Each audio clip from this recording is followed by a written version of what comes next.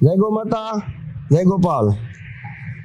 ખરેખર એમ કહેવાય છે કે આપણે મારા લગભગ 30 વર્ષ થયા, 25 વર્ષ સુરતમાં આવ્યા એને. તો એ વખતનું ટેમ્પરેચર ને અત્યારનું ટેમ્પરેચર જોઈએ તો દિવસે દિવસે ટેમ્પરેચર વધતું જાય છે. અને એનું કારણ માત્ર એક જ છે કે વૃક્ષો કપાતા જાય છે અને કોન્ક્રીટના જંગલ વધતા જાય છે.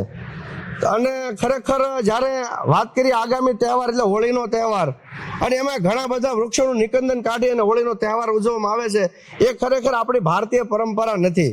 ભારતીય પરંપરા પ્રમાણે એટલે કે મેં મારા બાળપણમાં જોયેલું છે કે લગભગ સાણા સોરીને માર ખાઈને પણ મેં આ વૈદિક હોળી, તેથી વૈદિક હોળીની ખબર નહોતી પણ આનંદ હતો એ કે મારે કરવી છે તો સાણાની હોળી કરવી છે. તો ખરેખર એની અંદર કાંઈક આપણું રાજ છુપાયેલું હતું અને આની અંદર ભરપૂર માત્રામાં ઓક્સિજન નીકળે છે. અને હવે લોકોને જ્યારે ગૌધન ભારે પડે છે ત્યારે લોકો રસ્તા પર છોડી મૂકે છે. ઘણી બધી ગૌશાળાઓ, ઘણી બધી સંસ્થાઓ આની પાછળ કામ કરી રહી છે. તો આને ટકાવી રાખવા માટે આપણે કાંઈ ને કાંઈ એનો જમણો હાથ બનીને કામ કરવું પડશે. માટે આવનારા તહેવારની અંદર, હોળીના તહેવારમાં લાકડા નહીં પણ ગોબર સ્ટીકનો ઉપયોગ કરી અને આપણે તહેવારની ઉજવણી કરીએ. સાચી હોળી એ જ છે.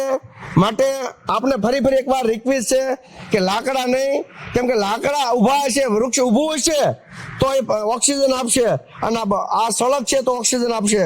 માટે લાકડાને બદલે ગોબર સ્ટીકનો ઉપયોગ કરી અને આપણે આપણું પર્યાવરણ સુધારવાનું કાર્ય કરીએ. જય ગો માતા, જય ગોપાલ.